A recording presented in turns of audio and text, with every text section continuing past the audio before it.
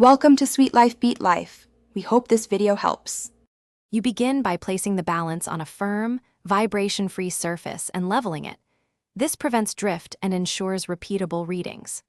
Once powered, let the instrument warm up for 15 to 30 minutes so sensors reach thermal equilibrium. Then place your empty container, press tare to 0, and select the correct unit and resolution, grams or milligrams, so measurements match your required precision. These immediate steps set reliable baseline conditions and reduce common weighing errors before you add sample material. Next, you perform the actual weighing with careful technique to capture accurate mass. Add your sample slowly and at the center of the pan. Avoid touching the pan or sides since physical contact and air currents cause fluctuations. Close the draft shield doors and wait for the balance's stability icon before recording a value because transient readings mislead.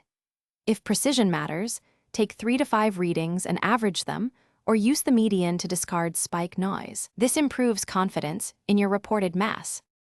To finish, remove the sample gently and press tare if you plan consecutive measurements. This keeps workflow efficient. Make sure to perform periodic calibration with certified calibration weights and log calibration date and results so traceability is maintained. If you observe unstable or drifting readings, check common culprits.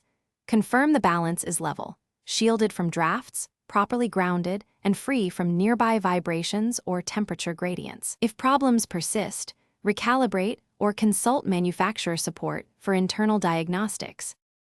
Thanks for watching. Consider subscribing if we helped you.